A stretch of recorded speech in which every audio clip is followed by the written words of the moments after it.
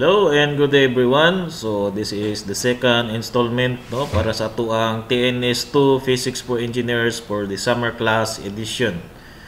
Okay, so wala pa tagahawa sa atuang chapter 1. So we're still discussing about the work, energy and power. So today, manamata sa atong work kagahapon atong last video.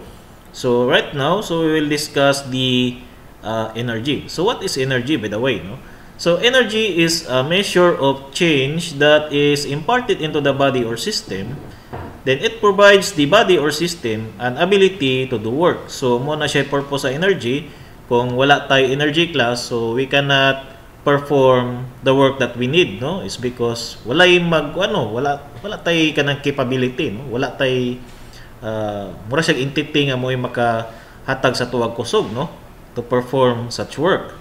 So when a system works, the energy is consumed, no? So every time nga mag-work ta, so an energy is consumed. So energy is in a continuous transformation cycle since it can't be created or destroyed. So therefore class, according sa katong first law of thermodynamics mo na siya, no? So the energy can be created or cannot be destroyed. So later on atuwa na siyang i-discuss. So unsay rason nganong inguna na siya. So nganong ang energy is in a continuous transformation. So dili siya ma-destroy, dili pod siya ma-create. Naga-transform lang siya. Okay. So there are forms of energy. So ang energy na to class is naatay duha ka primary types of energy. Muna siya ang potential ug ang kinetic energy. So to differentiate the two, so kinetic energy is a type of energy that is in motion, no? Kung ang ato ang body or system is in motion, so ang ma-produce ana niya nga energy is kinetic. Whereas ang potential energy is a type of energy that is a stored energy coming inside the object. So when an object is at rest, so that energy is a potential, no? Then aside from this one, so ang ato ang kinetic energy nasa yung mga branches of different types of energy. Naatay thermal energy. So this thermal energy is an energy that is coming from the moving particles of heat, no? If a certain material is exposed to heat, so ang nato class, ang mga particles atong material is naga-move. So every moving of that particles naga-produce siya og thermal energy. Then we have mechanical energy, that is energy of objects in motion. Somewhat similar siya sa kinetic energy, no? Primarily mo ni siya ang example or type of energy which is ma-categorize nato siya as kinetic, no? Mechanical energy. Okay. So next is the electrical energy. So energy of particles moving through a wire. So more likely we're referring to kanang mga movement of electrons, no? Mo na siyang sa electricity. Mo nang na electricity is because we have the movement of electrons. So those electrons, as it moves into another portion, mag-attract na siya dito sa mga positron, no? Katong mga kanang mag-create bitaw siya charges. So that is why nga naay electricity is because there is a sharing of electrons. Kana bitang murag na cycle ba, no? Okay, so that is how the electricity works, no? And the type of energy that is produced through electricity is the electrical. Then we have the magnetic energy. So this type of energy that is caused by magnetism. So the movement of the type of energy that is caused by a magnet is what we call is the magnetic energy, of course, no? Muganing magnet siya. Then napod tayo another types of energy which is referred to as some of examples of, or let us say categories of, the potential energy. So we have the chemical energy. So that is the energy stored in the food or fuel or any types of objects that can be mura siya og source, no, sa ato ang energy para sa ng mga food, mga fuel, no. So just like that. So that is chemical energy. Then we have the elastic energy. So that is energy stored in objects that are stretched, especially kanang bitang mga rubber, that is kanang mga steel, no, kanang mga objects or materials that is naa siya high tensile characteristics, no. Ta siya og tensile mo, especially sa engineering, no. Magamit nato na siya ang elastic energy, no. Okay, so mo na siya usually ginagamit nato, no, for such materials or such kanang sa part bitaw sa construction bitaw maoy mo handle siya og kanang mga impacts. Okay, so that is the one particular example na ma-apply nato using the elastic energy. Next is we have nuclear energy.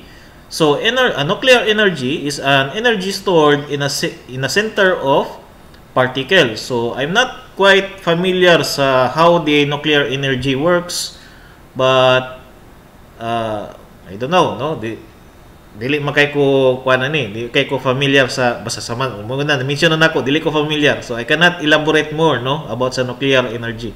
Then next is we have gravitational energy.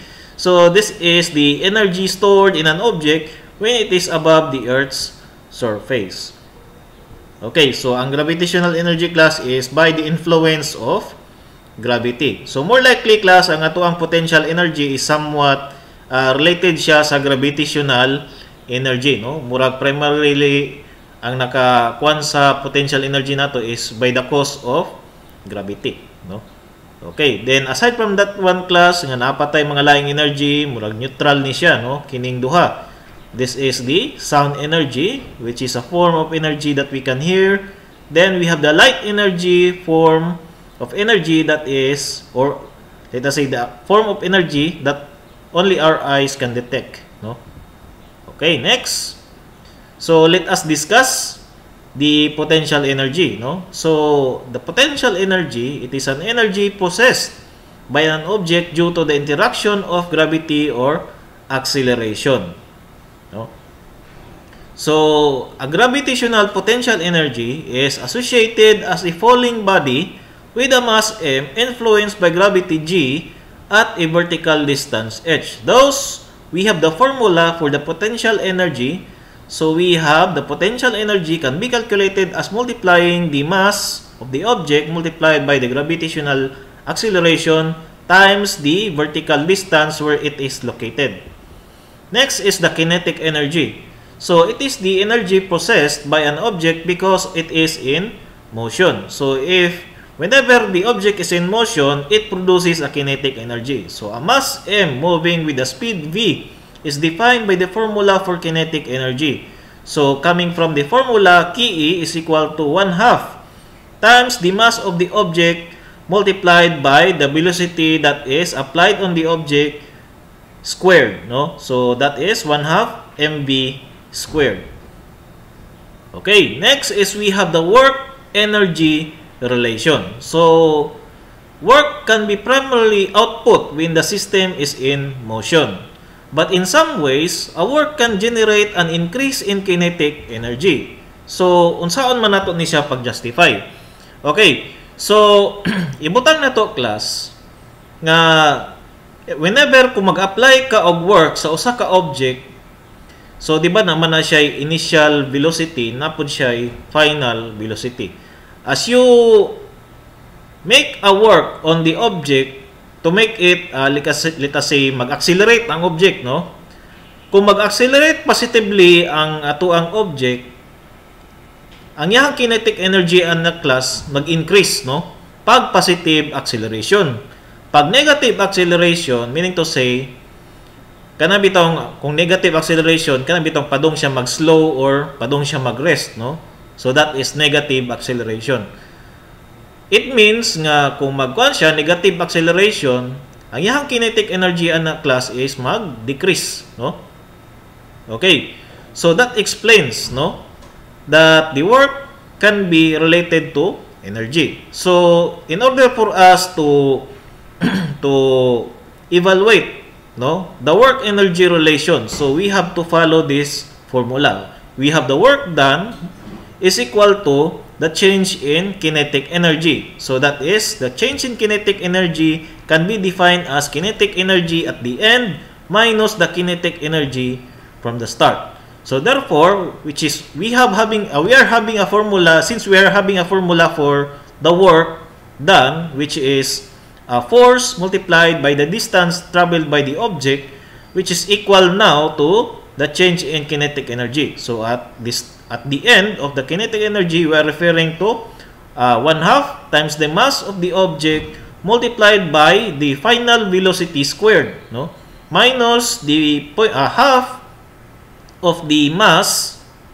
of the object multiplied by the initial velocity applied to the object squared, no. So that is, if we say initial, that is the velocity from the start, and if we are referring to the velocity final, that is the velocity of the object after, no, or at the end of the motion. Next is we have a work energy relation when it comes to potential energy. So the work done by the free fall is equivalent to the loss of potential energy.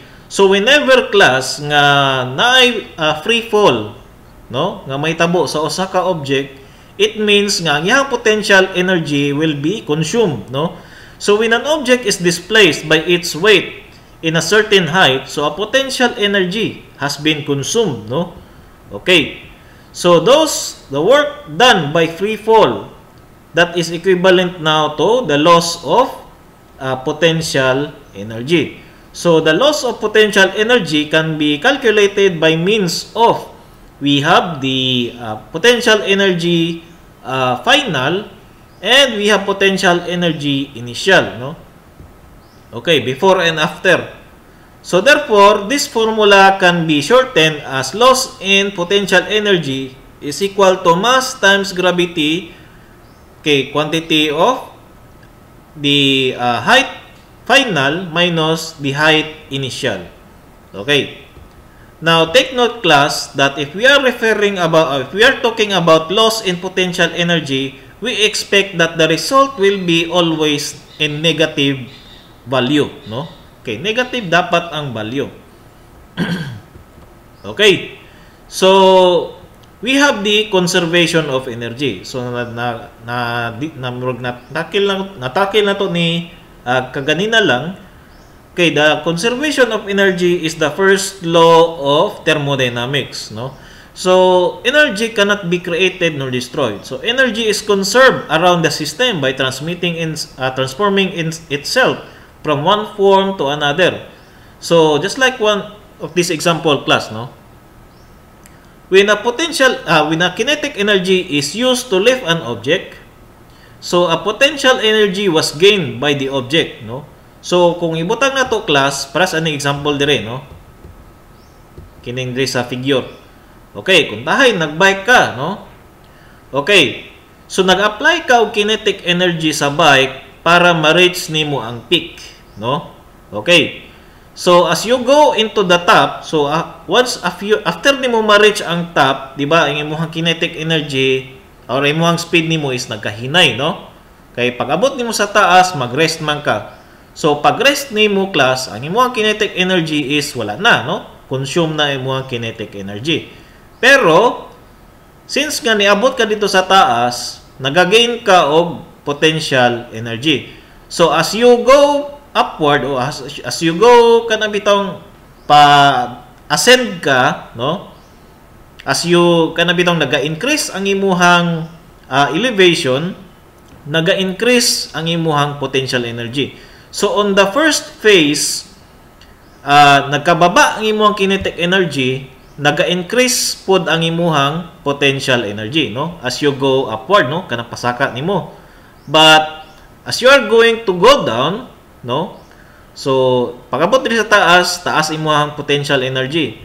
So since panaog man ka, pag panaog nimo, ang imuhang potential energy na consume. Pero ang imuhang kinetic energy, since mag-gain ka og speed, therefore ang imong kinetic energy is mag-increase, no? So mo na siya class, no, that whenever one of the type of energy is decreased, the other one will increase, no? So murag ang iyang energy inside is na-consume, no? Walay nawala, walay nadungag. Nagkuan lang siya, ni-transform lang siya from kinetic to potential, from potential to kinetic. So inguna na ang iyang explanation. So this is what it meant by the conservation of energy. Okay. So the conservation of energy can be defined by this formula. So we have the change in kinetic energy plus change in potential energy equal to 0. So therefore, that defines class nga the change of kinetic energy is equal to 1/2 times the mass of the object multiplied by the quantity of the velocity squared final minus velocity initial squared plus the change in potential energy, which is mass times gravity times the height final minus height initial equal to 0. Or we can take out the mass of each term. So mahog na karon ang ato ang final equation equal to 1/2 multiplied by velocity final squared minus velocity initial squared plus the gravitational acceleration multiplied by the height final minus height initial equal to 0. Okay. So let us now take to the sample problem. Okay, so i-apply na to class ang ato ang concept. So dali ra magyud actually ang concept maning kining energy class, no? We have the potential and kinetic. So duha lang ato ang i-discuss class. Kaya the rest kitong mga different types of energy dito na to siya sa thermodynamics. Kaya ang thermodynamics dito gyud ka kung gusto ninyo mas detalyado about the transformation of energy, dito gyud mo sa thermodynamics. Kini kay since physics pa man ta, so medyo dihil lang ta sa mga beginner nga part, no? Okay. So to apply the concept class, so we have a sample problem that 2 kg mass falls 400 cm, which is equivalent na siya sa 4 meters. So ang pangutana, how much work was done by gravitational pull? And on the second question, how much potential energy did it lose? Of course, when it is quant class, free fall class, naging na siya relation sa potential energy, no? Okay. So when it is free fall, na ay consumption of potential energy. Okay. So first question. So we need to calculate the work done by gravitational pull. So to calculate the work done, so we have work is equal to mass times gravity times h. So we have the mass, which is equivalent to 2 kilograms multiplied by the gravity, no? Gravitational acceleration 9.81 times the height 400 centimeters, which is equivalent to 4 meters. Okay, so we have 2 times 9.81 times 4. And the answer is, okay, so we have 78.48 or 78 joules. Okay, so ang pangutana sa second, how much potential energy did it lose, no? Pila ang iyahang loss in potential energy. So we have to calculate the loss in potential energy, we have mass times gravity times height final minus height initial. Now kung imuha siyang ikuan class, i-analyze nimo, ang yang initial height is pila? That is 4 meters, di ba? Then ang yang height final is 0. Nahulog man siya, no? So gikan siya sa taas, that is 4 meters gikan sa taas, nahulog siya up to 0 nga height, no? So therefore, the loss in potential energy is calculated as 2 times 9.81 multiplied by 0 minus 4. Okay, so we expect that we have the same magnitude but different in sign, no? Convention. So the loss in potential potential energy is equal to negative of negative 78 joules, no? Okay, so muna siya class nga when it comes sa work energy relation, So since nga ang atuang gravitational acceleration ganiha is nagperform siya work para sa ining example, there is a loss of potential energy. So mo na siya class, kung pilay work nga na-create sa atuang gravitational acceleration sa free fall, mao po na siya ang equivalent loss of potential energy. So, di ba? So work is 78 joules. Ang yang loss of potential energy is negative 78 joules. So that is the perfect example, no, sa ato ang kuha na to ganiha, no, concept. Okay, next sample problem 2. A force of 1.5 Newton acts on a 0.20 kilogram cart to accelerate it on the track. So the cart accelerates from rest and it travels 30 centimeters where friction is negligible. So ang pangutana, how fast is the cart to reach that distance? The second, how much kinetic energy was produced?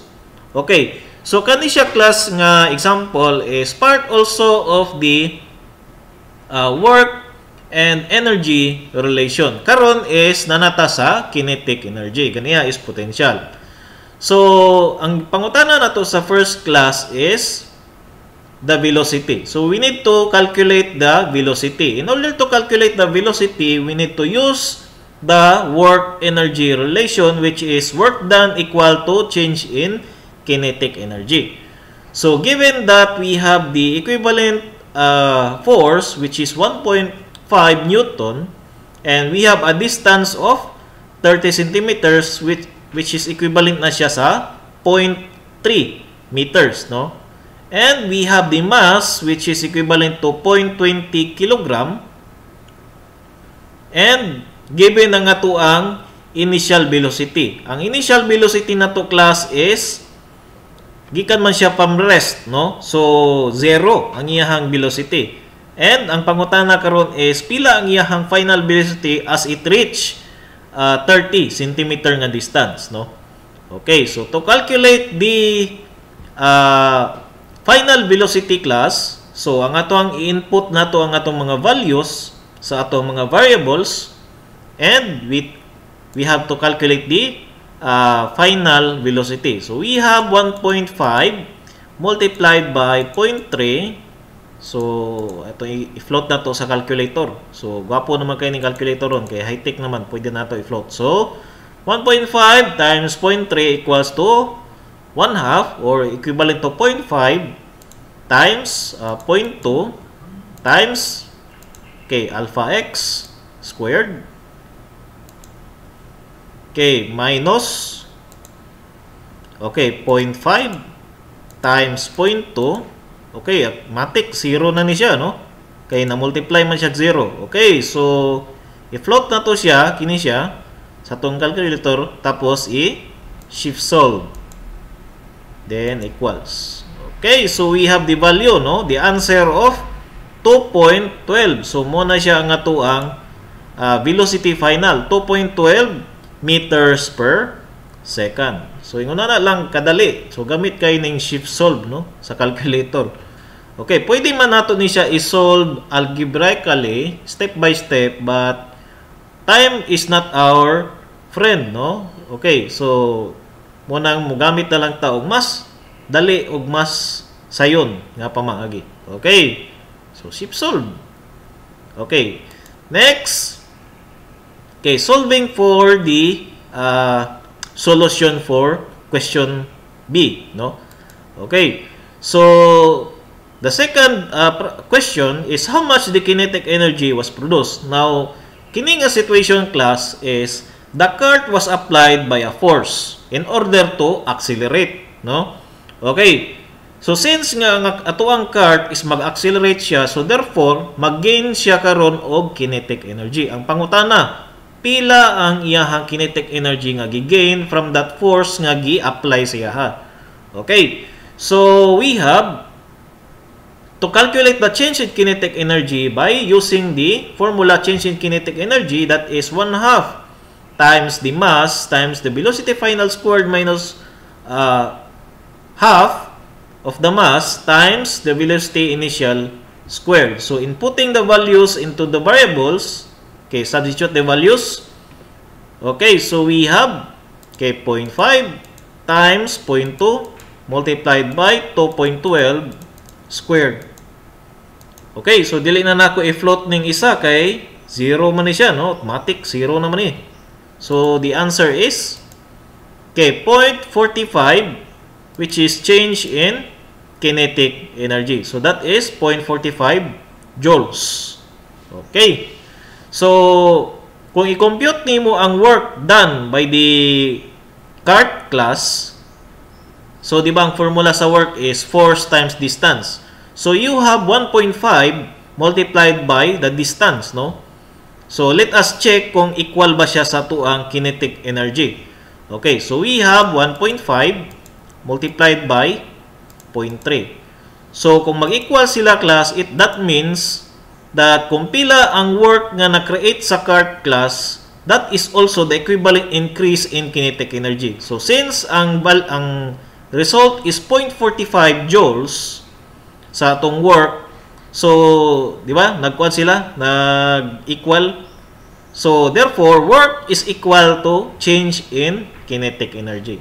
Okay, so positive siya class is because gain man siya, no? Kung negative ang yang kuan class, ang value sa change in kinetic energy, it means nga kuan siya, no? Decrease, no? Nag-decrease ang iyang kinetic energy pag kuan siya, negative acceleration. Pag positive acceleration, meaning to say kanang pa-increase ang iyang velocity ba? Okay, so muna siya. Okay, so that is the sample problem 2. Okay, let us go now to sample problem 3. So a projectile is shot upward from the earth with a speed of 20 meters per second. So how high is it when its speed reaches 8 meters per second? Now kung mapansin nimo class, pag ang usa ka object class gilabay na to siya vertically upward, di ba?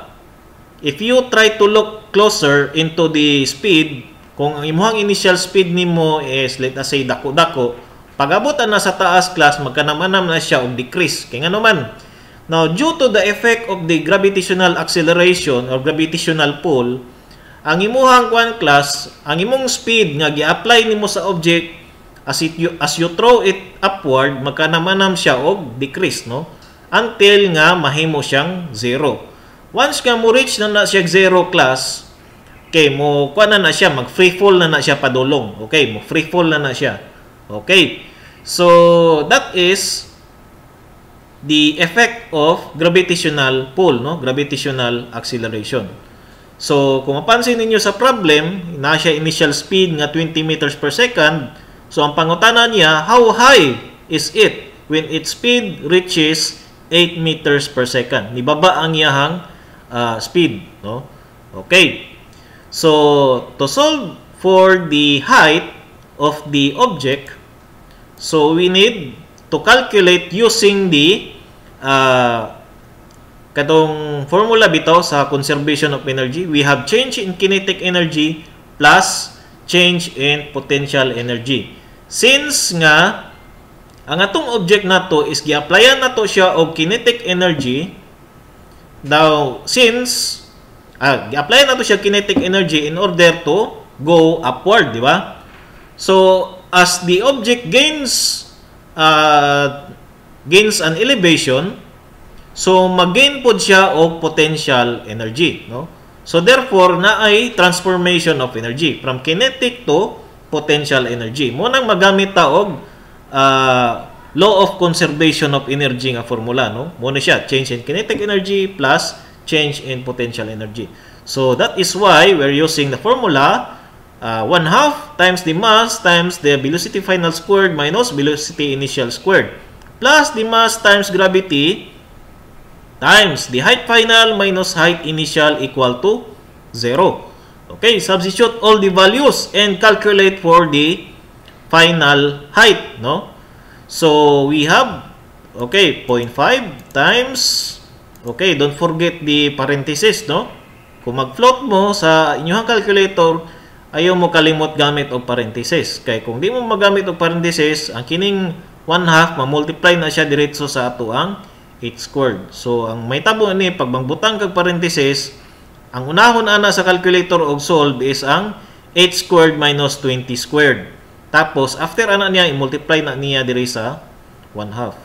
Okay. So we have 0.5 times h squared minus 20 squared. Okay, so close parenthesis plus 9.81 okay times height final, no? Okay, so wala man siguro ang height final nato is assume as x, no? Alpha x. Okay, pangutana, sir, nganong alpha x, nganong x man imong gamiton? Of course, kay kung magkuan ka dire, magamit kag shift solve, x man ang iyang isolve, no? Dili y, dili m, dili a, dili b, x gyud, no? Kung magkuan ka, magamit kag shift solve. Okay, kung the rest ani mga letters dire is kuan lang na siya, pang store lang na siya, no? Okay. So we have alpha x minus 0, pwede na dili ni mo ni yapil. Diretso na lang ka x lang, no? Okay, equal to 0. Okay, shift solve. So the answer is 17.13 meters. Okay, so the answer now is, okay, tama, no? So the height or the final height of the object, okay, the height of the object reached, no, on that speed, 8 meters per second is 17 meters. Okay, so that's all, no? Para, I think, that's all para sa to ang energy nga topic, no? Okay. So, para naamoy kwan class, naamoy, let us say, ma-remember ninyo ang topic, so kinahanglan nga naamoy praktisan ninyo nga problem, no? Okay, para sa inyo ang retention. Okay, so we have, for the first problem of your assignment, we have a 1 kilogram block slides across the tabletop with an initial velocity of 15 centimeters per second and rest when it travels 50 centimeters. So calculate the friction force that puts the block to rest, no? So gi-applyan no ang kwan daw ang 1 kilogram block, nag-slide daw siya, no, sa ato ang tabletop with an initial velocity of 15 centimeters per second. Tapos nag-rest siya pag abot niya of 50 centimeters. Okay, calculate the frictional force, no? Okay. Next, problem 2.